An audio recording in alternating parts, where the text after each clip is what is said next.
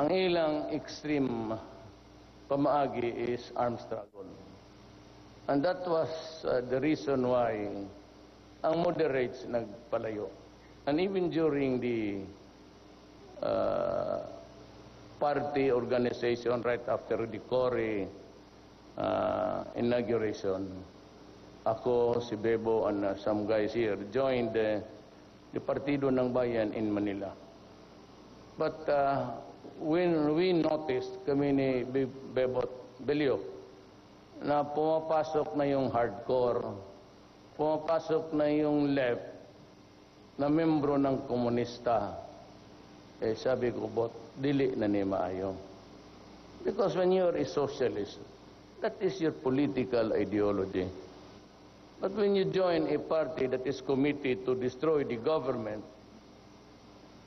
to which you belong as a co-worker, we are all co-workers of government.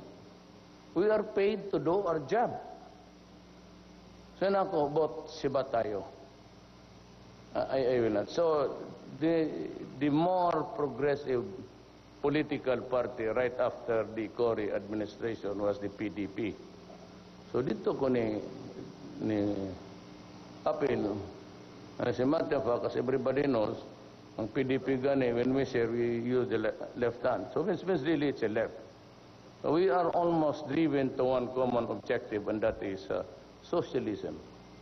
The political system which we would like to, it's almost a fair equality with everybody, and it is sometimes the antithesis of capitalist-driven markets.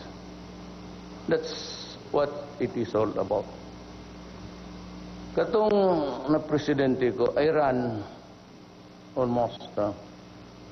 I'd like to just say this to you kasi dili ko nakaingon nagkapanghambog. But wala ko'y partido nga kusog sa Luzon, sa Visayas, but Mindanao, well, of course, the sentiment or the attachment was there. But not all were ready to commit because of the kung kisa tong naa sa power mo tong partido nga ginasunod yun sa tanan sa gobyerno halos. So except for Aimee, pero si Governor sa Bukidnon, nga akong idol, pero man tumagsige kami ni si Governor Subiri and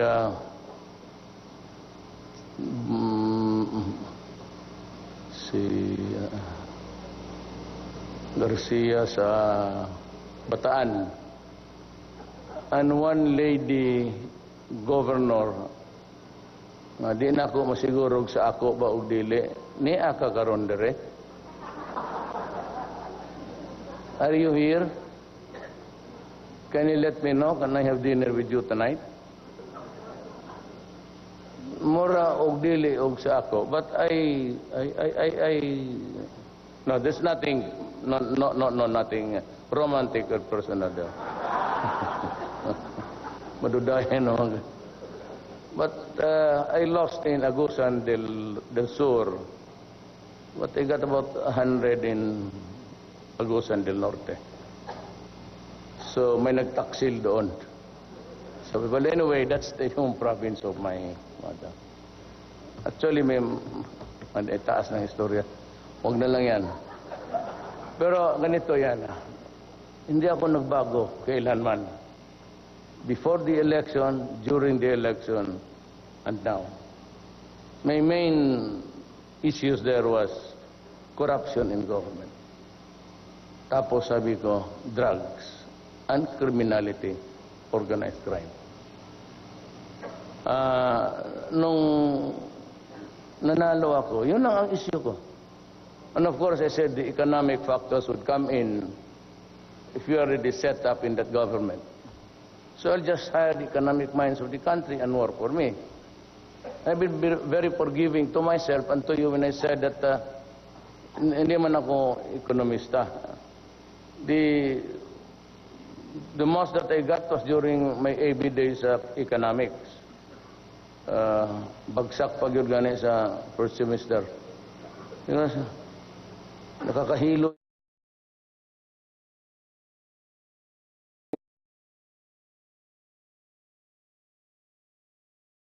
bilin. Karaming... I said, I'm a lawyer, and I've been prosecuting fiscal, trial fiscal for about 10 years before I joined politics. I never wanted it also because I was taken out of that office upon the prodding of Chito Ayala and the other political bigwigs. And Nene Pimentel. He gave it to my mother, but my mother refused, so ako ang kinuha. So I said I do not want it because I wanted to be a judge. You know why? Because, well, I thought at that time that a salary of a judge could sustain the expense of at least 2 or 3 children in college at the same time. There was no position in government that could sustain such huge expenditure, lalo na kung magsabay-sabay ang mga anak mo sa college. So only ang better, at least a little bit higher than the others. Kung makapag-aral ka ng, at that time kinukwento ko na, kinakwenta ko mag-medicine ang usa o law ang usa. Siguro ang usa ka anak gusto pa Manila ang mag-eskwela. You know, the idiosyncrasies of a person. So sabi ko, I will serve Vice Mayor OIC. But after that, I'm not ready for anything except that if you want to repay my mother because she carried the Yellow Friday here, one of the sila Santos, ilagay mo na lang ako pagka-judge. That was actually the agreement.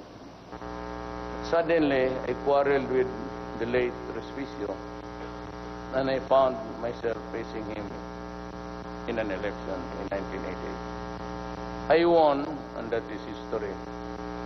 Awa ng Diyos, hindi naman ako, I never lost any single election, including the presidency. But wala naman ako mga leaders, I said, so kind of destiny talaga. Kasi wala akong makita except for the Davao area and a few governors there. Will not be beyond 4.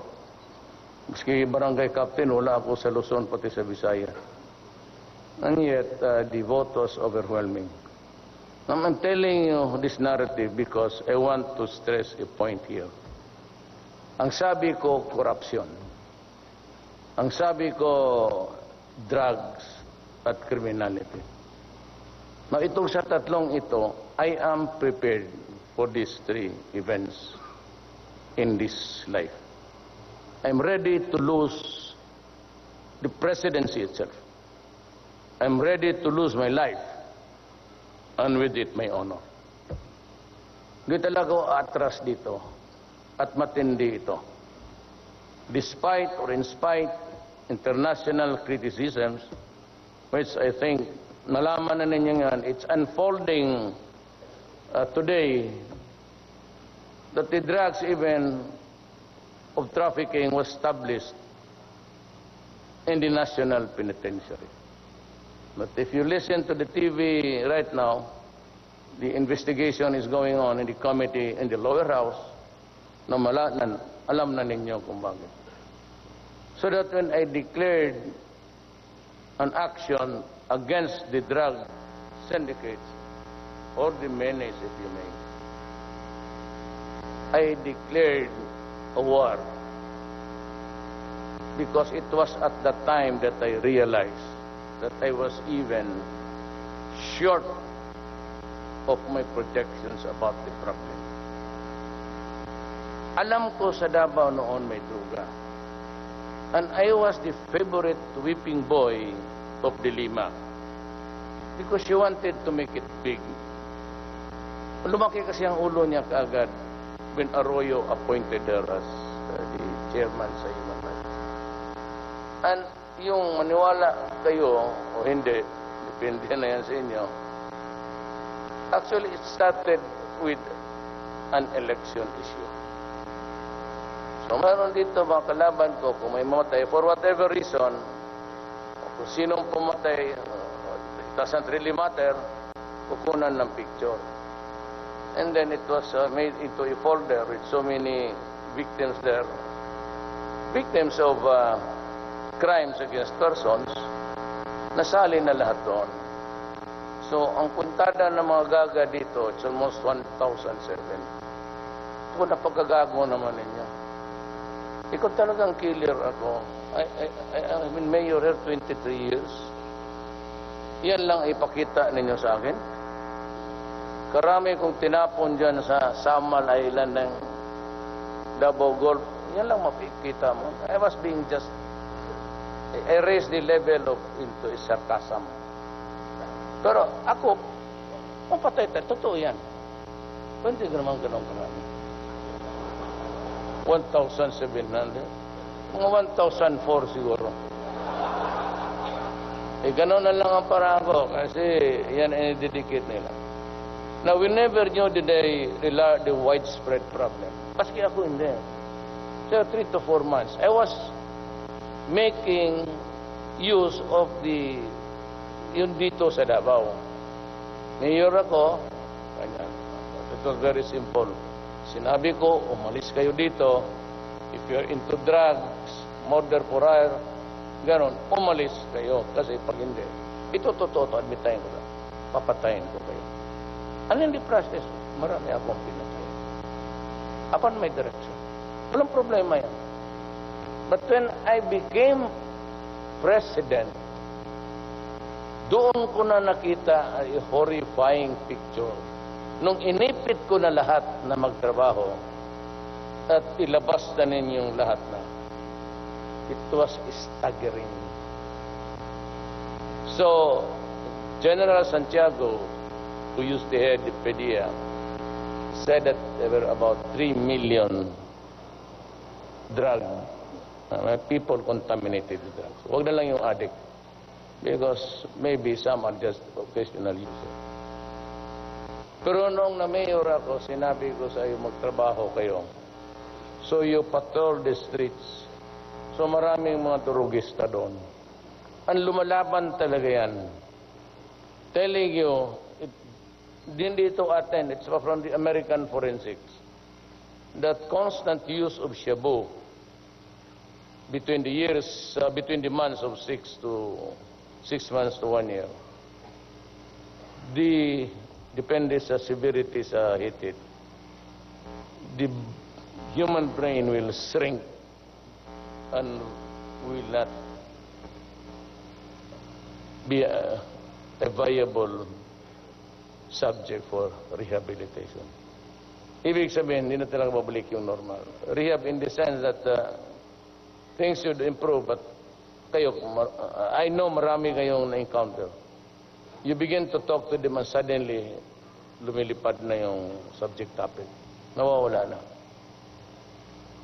Kaya when the PNP, na-point ko si Bato, kasi galing dito, alam ko maraming mahusay. Kaya lang hindi ko sila kilala. Along the way, in my career, there were guys assigned here na nakilala ko. And si Apple, he was here for he was my chief of police. Now, they hold a position of the sensitive ones in the PNP organization. Kasi kilala ko sila, and I need them to be honest and good. So, halos taga Davao ang nilagay ko. But they are not really from here. Morente, Coy. Si Coy was the military head of President Ramos. But he was also the chief of police here. At alam ko, he is the undersecretary of sa DILG. Marami sila Morente. Now, they hold sensitive positions. And even in the PCSO, it's the most corrupt agency in government. Alam mo, ang ginawa nila niyan, yung small-time lotto, pinasok nila ang wetting. Alam mo, ang ginawa nila niyan, yung small-time lotto, pinasok nila ang wetting. And they had this agreement with government na sila na ang magpatakbo, they get a commission. Pero as it turned out, nilaglag nila 20% lang. Ito lang ang kinita ng gobyerno. Yan. yung kanila, pumunta sa bulsa nila. Billions of pesos every day. So I had to pick George Corpus, also Police General, and si Banluta. Naghahanap ako ng birdugo talaga, and I got him for the National Penitentiary. But I changed my mind because maghirap si George nilagay kong chairman, Colonel Banluta o General Ben, ginawa kong presidente. Parang CEO, and I hope things will improve. But sinabi ko, you make a study. If I am not satisfied that it can really prevent corruption, I will recommend for the abolition of the PCSO. Dito naman mga online nila, itong mga oligarchs. It's because they get permits from government, laway lang. Then they operate an online, and they open the portals of that gambling scheme open to the foreigners. So I would never get the entire gamot of the operation pag hindi ko man alam kung magkano ako nalugi. So I ordered them closed. But this time, if at all, okay ako, pero it has to be strictly run by PAGCOR only. Minus yung mga pagador. Si Andrea lang, kung gusto mo, ikaw. Or you might maybe get it for 6 months to 1 year, study the averages of income, and you can sell it. How much a single operator can earn for a day. Yan ang, but other yung sa criminality or sa crime. Itong sa customs, BIR, it will be a history. I am warning the people there. Either you stop or you will become part of that history. Alam mo, ito, pasubuan to eh. Huwag ninyo akong hiyain. Kasi ako'y tao na, alam mo, simple lang naman ako. I'm not used to a high caliber, high passion thing. I'm just an ordinary mayor here in the southernmost part of Mindanao. But I'm not a national icon. Hindi naman ako actor. But the results of the election will show the message. So it was a case of who was carrying the right message at the time. But even in the debates, I kept it short. I never developed a theory to start with the predicate and then the main, because I know that 1 minute and 30 seconds would not be enough. So bullet lang ako ng bullet. Maybe my advantage was the time constraint. When you're, alam mo kayo mga abogado, sabihin minsan ng judge, for last questions, it's already 12 o'clock. So you begin to devise questions that can give you the answer in one setting. So doon ako medyo sabihin na nakalamang doon sa... Or we're experiencing some problems with the audio feed there from Davao, but you were listening to President Duterte addressing local government officials at their convention at the SMX Convention Center in Davao. President Duterte repeating his favorite themes of his war against drugs and corruption. Sa drugs. Ako yung favorite whipping boy. As a matter of fact, Delilah came here many years ago. And in that press con, just before the hearing, she announced that I am here to prove that Duterte is the leader of the DDS. So she came and twice, then natapos na lang siyang chairman sa Human Rights. Wala namang na-file na kaso. And she was the Secretary of Justice.